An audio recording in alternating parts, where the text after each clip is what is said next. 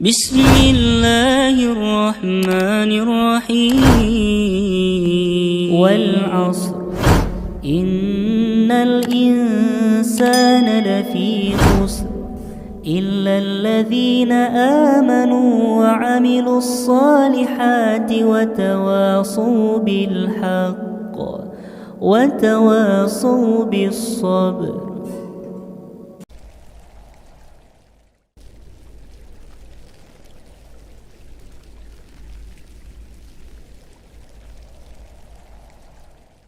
Kaum muslimin yang dirahmati oleh Allah Subhanahu wa taala, ada juga ya seorang pasien ya, ketika kita bacakan ayat-ayat ruqyah kepadanya, ya, dia akan menangis ya, dan tangisannya ini akan semakin keras.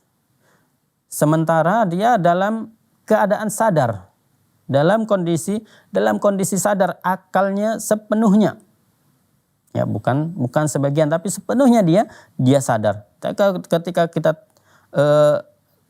tanya ya kenapa dia menangis, ya maka dia terkadang dia tidak mengetahui apa sebabnya yang membuat dia menangis. Ya. Kemudian di sini Syekh menyebutkan, jika Anda bertanya padanya tentang sebab tangisannya, niscaya ataupun dia akan menjawab, aku menangis dan aku tidak dapat menguasai diriku sendiri. Ya, seperti inilah yang terjadi ya kepada orang yang dia ketika bacakan ayat-ayat ruqyah dia menangis. Ya.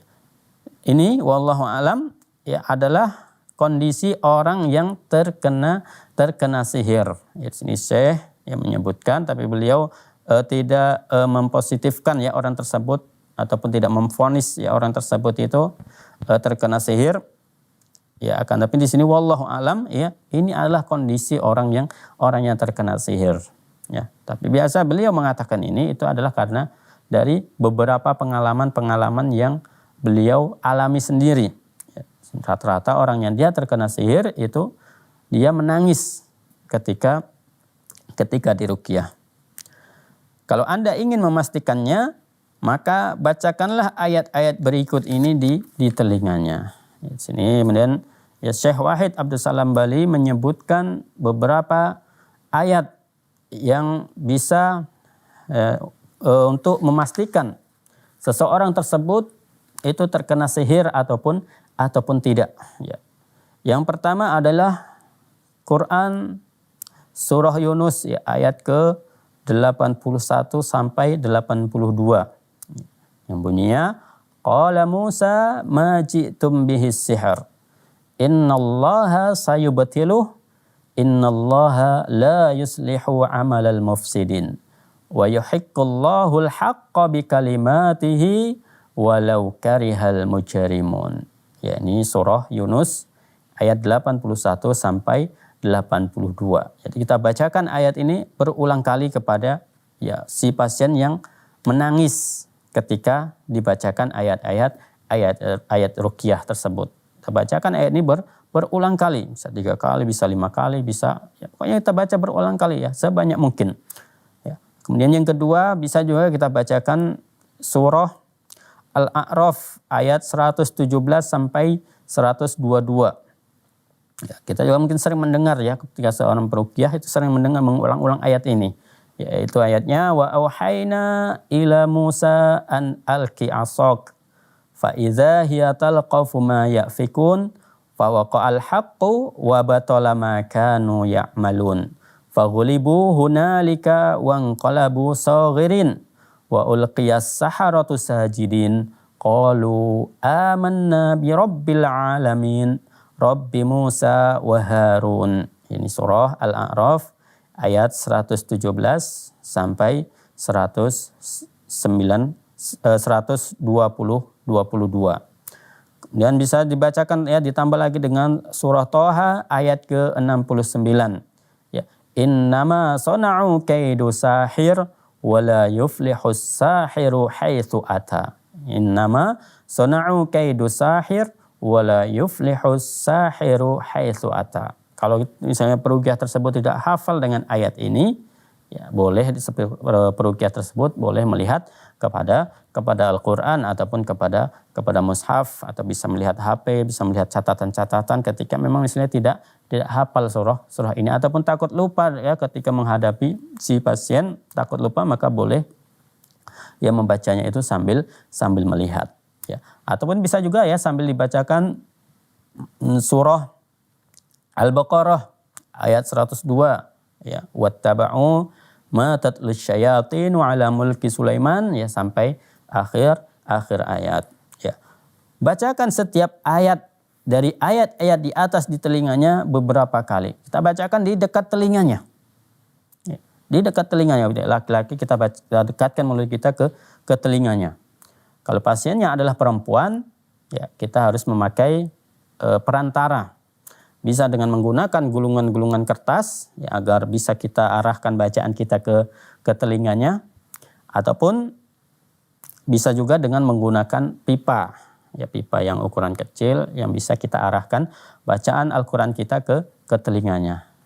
Kalau tidak ada pipa bisa pakai ya, entah kertas-kertas bekas kalender ataupun yang lainnya ya. Kalau ada bambu bisa pakai bambu, tapi kalau pakai bambu hati-hati ya, nanti tertusuk pula pasiennya, ini membuat perkara masalah lain seperti itu. Jadi kita arahkan bacaan kita ke telinganya ya, karena kalau dia menangis menjerit ketika kita bacakan, dia menjerit, dia tidak fokus, tidak dengan bacaan yang kita baca tersebut ya, kalau kita tidak mengarahkan bacaan kita ke telinganya ya. Kalau memang tidak ada alat apapun, maka kita bisa sekitar satu jengkal lah ke arah telinganya. Kalau si pasien ini perempuan, ya, karena memang sulit ya kalau pasien yang kita ruqyah ini adalah perempuan, ya, karena memang banyak ada batasan-batasan yang harus kita ikuti ya, batasan-batasan syar'i yang kita harus ikuti. Ya. Karena kalau tidak, ya maka ruqyahnya ini ya tidak bisa disebut ruqyah yang syar'iyah, juga tidak bisa kita sebut ruqyah yang syirkiyah. Ya, kalau ruqyah yang syirkiyah jelas karena memang di dalamnya ada kesyirikan. Ya, kalau ruqyah syar'iyah tentunya di situ bebas dari ruqyah yang syirkiyah dan ruqyah yang dipenuhi dengan kemaksiatan kepada Allah Subhanahu wa taala. Ya, karena banyak ya saat ini para peruqyah mereka sangat bermudah-mudahan ya menyentuh si pasien yang wanita. Ya, mereka sangat bermudah-mudahan, padahal masih bisa menggunakan cara-cara yang lain. Yang dia pegang bagian kepalanya, ya, padahal yang diruqyahnya adalah seorang wanita. Ya, kalau laki-laki tidak ada masalah. Ini yang diruqyah adalah seorang wanita. Makanya masih bisa dia misalnya menggunakan perantara yang lain, bisa dia menggunakan buku, ya kita sentuhkan ke bagian kepalanya dengan menggunakan buku tersebut, ataupun bisa menggunakan kayu, ya, ataupun bisa menggunakan kertas ya dan lain sebagainya untuk memegang bagian kepalanya ataupun bagian-bagian yang lainnya. Tidak harus menyentuhnya secara langsung ya. Namun ya kebanyakan ya peruqyah ya saya katakan ya mereka bermudah-mudahan ya untuk menyentuh pasien yang wanita. Ya, maka kalau bisa kita hindari. Ya, walaupun dia menggunakan sarung tangan. Ya, walaupun dia menggunakan sarung tangan, tetap ketika dia memegang, ketika dia menyentuh, tetap itu namanya dia menyentuh si pasien. Ya, walaupun dia menggunakan alas tangan, menggunakan sarung tangan, tetap namanya juga menyentuh wanita. Ya, walaupun dengan alas. Ya, padahal dalam sebuah hadis Rasulullah SAW ya mengancam orang yang dia menyentuh kulit wanita yang bukan mahramnya dengan ancaman lebih baik ditusuk kepalanya itu dengan besi ya sampai tembus ke bagian bawahnya. Itu lebih baik baginya. Ini tentunya ancaman yang keras yang disampaikan oleh Rasul Shallallahu Alaihi Wasallam. Jadi sini ya ini adalah merupakan peringatan ya bagi para peruqyah ya, catatan yang sangat penting bagi para peruqyah ya, jangan bermudah-mudahan menyentuh pasien yang wanita yang bukan mahramnya. Ya, bisa kita gunakan dengan cara-cara yang lain yang yang bisa kita tempuh. Tapi kalau memang tidak bisa lagi, ya maka terpaksa kita melakukannya. Ya, tapi terpaksa di sini ya bukan sedikit-sedikit dengan ucapan terpaksa, darurat dan lain sebagainya, bukan. Ya, tapi setelah kita melakukan beberapa tahapan, misalnya kita sudah memakai sarung tangan ya untuk persiapan, ya rupanya tiba-tiba dia melompat misalnya menerjang kita ya. Di sini kan dia pastinya menyentuh kita ya. Maka kita bisa melepaskannya dengan kita pegang dia ya. Tapi ini kan kondisinya terpaksa. Ya, ini baru namanya kondisinya terpaksa. Tapi kalau ketika dari awal ruqyah langsung kita sentuh bagian kepalanya ataupun tiba-tiba disentuh bagian pundaknya ya, dari mulai awal ruqyah sampai selesai dia sentuh bagian pundaknya ataupun bagian kepalanya ataupun bagian mukanya, walaupun dia dengan menggunakan alas tetap tidak diperbolehkan karena dia adalah wanita ya. Maka kita harus menjaga ya adab-adab kepada yang berkaitan dengan menyentuh wanita yang bukan mahram ya. Wallahu a'lam bishawab ya. Kemudian jika tangisannya semakin menjadi-jadi setelah kita bacakan 3 ayat tadi ya ataupun 4 ayat tadi ya, tangisannya semakin menjadi-jadi, maka Anda dapat memastikan bahwa itu adalah kondisi orang yang terkena sihir ya. Jadi ketika kita bacakan 4 ayat tadi ya, dia semakin menjerit-jerit menangisnya, semakin kuat dia menangisnya, maka berarti orang tersebut itu adalah pasien orang yang terkena sihir ya. Maka bisa kita tanya kepadanya ya, di mana buhulnya, dan ini harus betul-betul pastikan ucapan ini itu tidak bohong ya, karena jin ini adalah pada asalnya mereka ini adalah setan ini adalah pada asalnya adalah pembohong. Maka kita pastikan betul yang dia ucapkan tersebut ya. Kalau tidak ya dia tidak mau misalnya memberitahunya, ya kita bacakan terus sambil memohon kepada Allah Subhanahu wa taala. Semoga Allah Subhanahu wa taala memberi petunjuk kepada kita di mana buhulnya tersebut ya, ataukah Allah Subhanahu wa taala yang akan menghancurkan buhul-buhul sihir tersebut ya.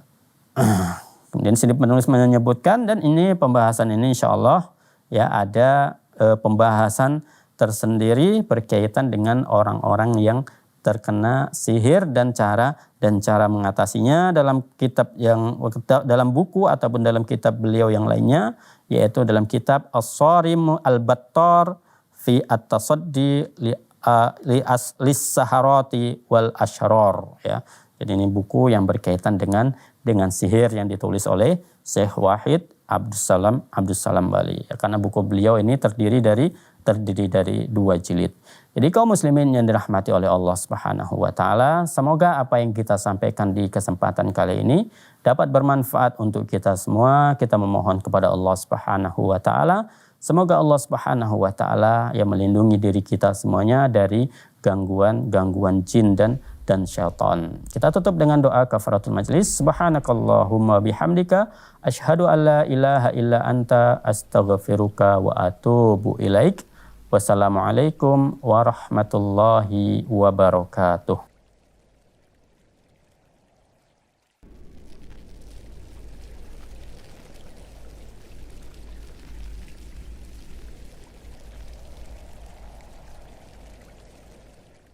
Alhamdulillahi rabbil alamin.